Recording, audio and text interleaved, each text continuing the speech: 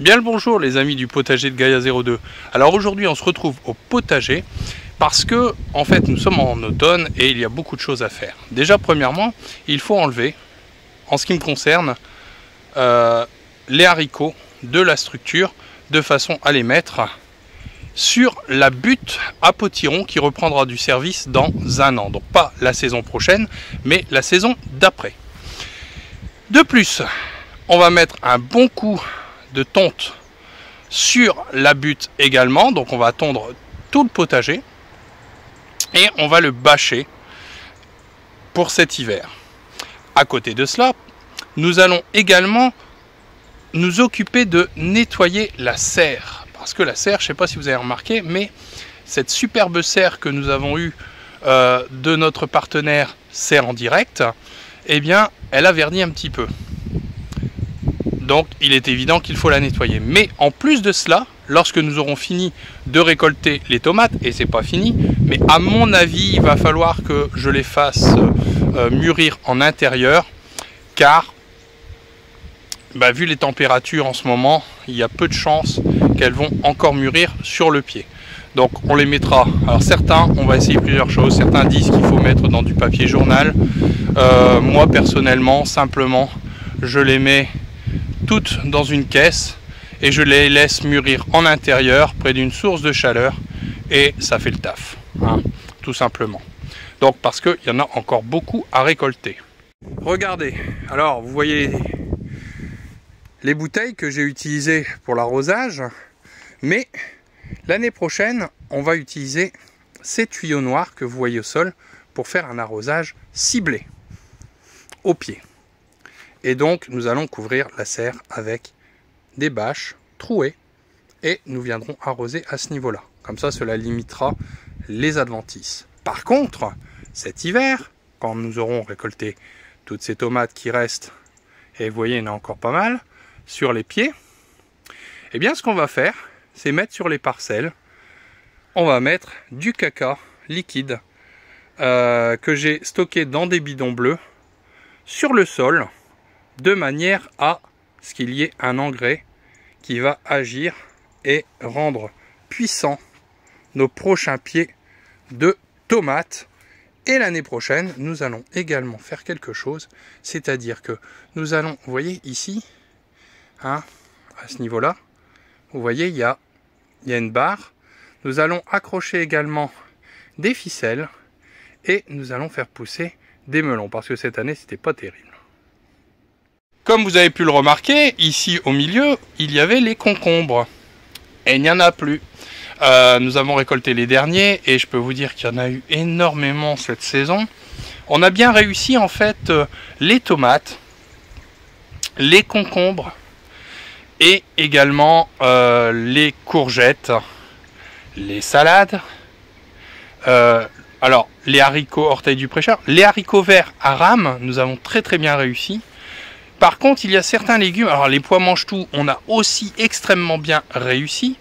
Par contre, il y a certains légumes, alors tout ce qui est légumes racines, on s'est tout fait manger par les campagnols.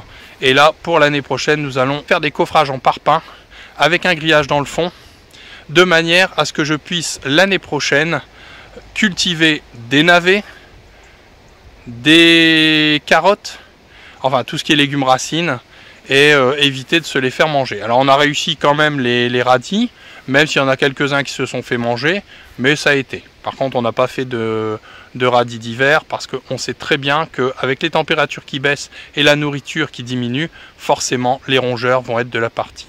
Donc on va essayer de trouver des solutions, et on a aussi d'autres projets, tels que des canards coureurs indiens au potager de Gaia 02, mais ça ce sera dès le printemps.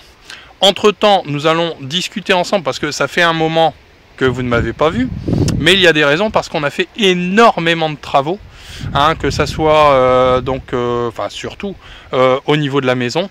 Et justement, comme j'ai développé également une partie économie d'énergie et également énergie renouvelable, je vous parlerai également de tout ce qu'on a mis en œuvre pour rendre notre maison non pas autonome, parce qu'on ne peut pas être à 100% autonome, mais dans certains domaines on a avancé et ça c'est une bonne chose. Puis il y a eu aussi d'autres travaux d'embellissement qui font que justement ça nous a demandé beaucoup de temps et c'est ce qui a fait que je n'ai pas été là pendant un certain temps. Alors ici on avait les pieds de courgettes et comme vous pouvez le voir j'en ai laissé un parce qu'il y avait encore des courgettes dessus. Donc je vois qu'il y aura peut-être une ou deux courgettes à récolter. Ici on a de la mauvaise herbe qui s'est développée de façon assidue, il n'y a pas de problème. Ça les mauvaises herbes, il n'y a pas de problème. Et donc ça on va arracher tout ça et d'abord on va essayer d'arracher à la main parce que au milieu de ça il y a des haricots secs. Bon à mon avis ils ont dû se faire dégommer. Il y aura un petit peu de rangement ici. Alors sachant que ici, ce petit pont, et ben en dessous il y a une poubelle enterrée, puis il y a des campagnols dedans qui sont tombés dedans. Mais bon, c'est pas assez. On aura également à nettoyer derrière la serre parce que en fait ici on a des framboisiers, donc on va remettre ça en ordre. Et puis tout ça c'est à désherber. Mais il faut vous dire une chose, c'est que j'ai eu un petit souci et il va falloir que je trouve la solution. Déjà j'ai mes composteurs qui ont été pris d'assaut par les adventices. Mais j'ai eu également un gros souci parce qu'en fait j'ai ma débroussailleuse qui a lâché. Enfin, lâchée, elle n'est pas morte. Simplement, on a changé la bougie. Elle ne voulait pas démarrer. Donc, même avec une nouvelle bougie, non. On a remarqué que l'amorceur, il était crevé. On l'a changé. Elle n'a pas démarré. Cependant, en allant dans un magasin de matériaux, j'en ai discuté avec un gars. Et ce gars m'a dit, lorsque je lui ai dit que lorsque je démarrais ma débroussailleuse, les dernières fois qu'elle a démarré, eh bien elle m'a fait une fumée blanche, donc il m'a dit que ça, il y avait de fortes chances que le carbu soit encrassé et il m'a conseillé de mettre de l'essence marine de façon à se nettoyer parce qu'en fait il y a des additifs dedans qui nettoient également. Donc il m'a dit purgez votre essence et ensuite mettez de l'essence marine et puis alors vous allez devoir démarrer pas mal de fois avant que réellement ça démarre, mais il y a de fortes chances que ça nettoie le carbu. En tout cas que ça vous aide, plutôt que d'aller faire réparer et que ça vous coûterait les yeux de la tête. Donc on va essayer ça, puis je reviendrai vers vous ensuite. Mais en attendant, je ferai autrement, entre autres avec ma tondeuse, et remettre au sol tout ce que j'ai tondu, de manière à ce que ça amende le sol, et puis mettre une bâche au-dessus pour l'hiver, de façon à ne plus avoir à s'en occuper avant le printemps. Alors l'automne qui vient de démarrer, c'est aussi le moment du bilan. Le bilan que vous verrez dès le début d'année, puisque en fait on récolte encore des choses, puisqu'on a encore des choux en pleine terre. Et ce bilan, il est, on va dire, positif, négatif sous certains points, entre autres sur les légumes racines. Mais d'un autre côté, il y a beaucoup de choses que nous avons abordées sur lesquelles je vais pouvoir revenir, entre autres les toilettes sèches, où j'ai dépassé les 1 an d'utilisation et je peux vous dire que ça évite, entre autres, des amendements à devoir aller chercher. Mais il y a eu beaucoup de changements également qui me tardent de vous parler et qui vous intéresseront sûrement. Mais que faire lorsque le temps est pourri et que le temps est à la pluie? Eh bien tout simplement, en ce qui me concerne, ce sera de réfléchir aux prochaines vidéos que je sortirai pour vous, mais aussi, et ça vous pouvez le faire également de votre côté, faire le bilan de l'année écoulée. Même si celle-ci n'est pas totalement terminée, puisqu'on aura encore éventuellement des choux à récolter, cela n'empêche que l'on peut déjà faire un premier bilan. En ce qui me concerne, il n'y a pas de souci, ça a marché. Hormis, comme je vous le disais, sur les légumes racines. Sinon, d'un autre côté, ce que vous pouvez faire également, c'est commencer à échafauder le plan de votre jardin. Pourquoi pas, hein? Ou alors semer des engrais verts, de la facélie, ou alors de la moutarde des champs, la moutarde blanche, qui, elle, pousse très vite, mais en même temps, qui, avec le gel, peut... Enfin, si gel il y a cette année, puisque c'est quand même devenu assez rare dû au changement climatique. Donc mettre un engrais vert de façon à nourrir votre sol et à le décompacter, ce qui évitera beaucoup de travail au printemps.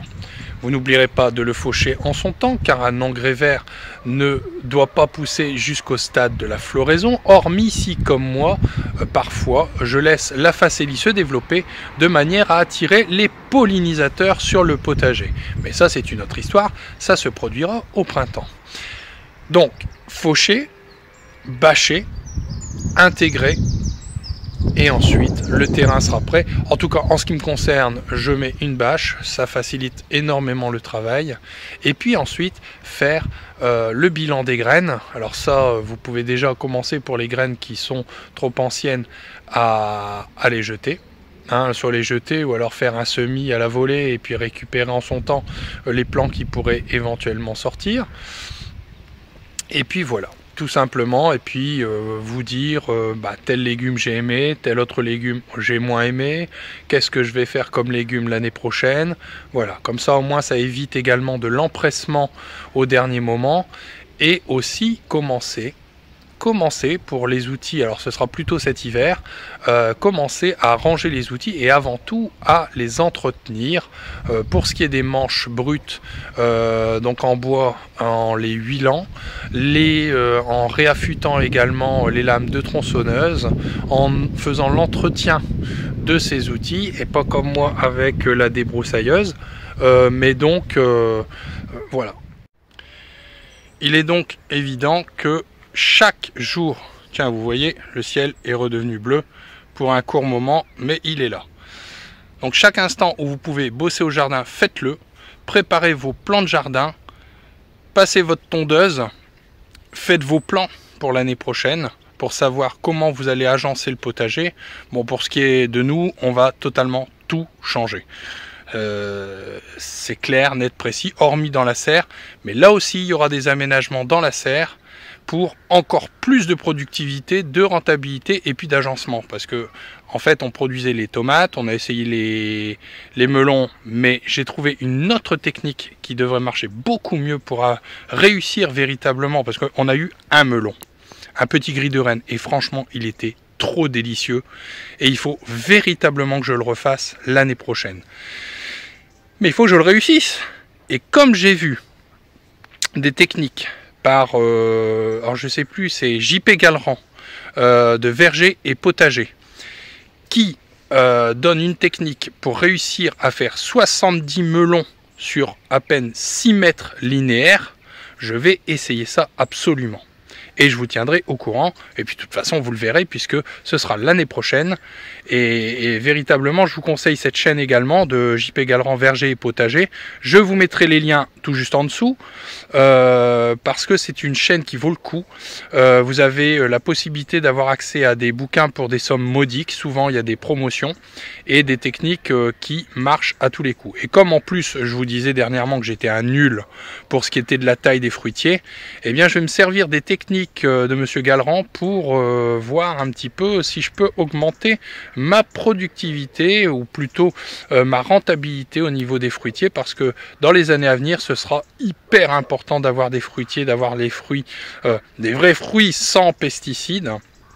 Et puis cette année, parce que c'est la période aussi pour vous, à partir du 25 novembre, parce qu'on dit toujours que tout bois prend racine à la Sainte-Catherine, eh bien de planter des fruitiers. Donc déjà aussi faire, en fonction de l'espace que vous avez, si vous avez la possibilité, le fait d'investir dans des fruitiers que vous replanterez à la Sainte-Catherine en suivant certaines techniques qui feront que vous aurez des réussites. Et là, par exemple, j'ai un fruitier tel que le pommier, que depuis que je l'ai planté, c'est un ratage complet. Eh bien, je vais le déplanter, le replanter ailleurs et surtout tout reprendre depuis le début et en faire un pommier en palmette. Alors, je verrai si ça marche. Je vous l'assure pas à 100% parce que normalement, j'aurais dû faire ça quand je l'ai planté il y a 1 an. Mais franchement, il n'a pas poussé, mais il n'est pas mort. Et puis en palmette, il semblerait que ça produit plus, mais au bout de quelques années. Donc on suivra ça. sur ce, je vais vous laisser parce qu'il faut que je retourne bosser là, hein, j'ai mis la tondeuse en route et on se retrouve pour une prochaine vidéo avec chaque point qui sera détaillé et d'autres points que je vous ai parlé en termes d'économie d'énergie qui devraient être plaisants puisque on arrive à la période entre autres où on va remettre les chauffages quand il fera réellement froid et puis aussi des réflexions parce que en fait peut-être qu'on peut repousser plus loin justement la mise en route de notre chauffage, mais sous certaines conditions. Mais enfin, en tout cas, on en discutera, parce qu'il me semble que c'est aussi un point intéressant en termes d'économie, d'écologie, et puis voilà. Allez, je vous dis à très bientôt les amis. Allez, bye bye. À la prochaine.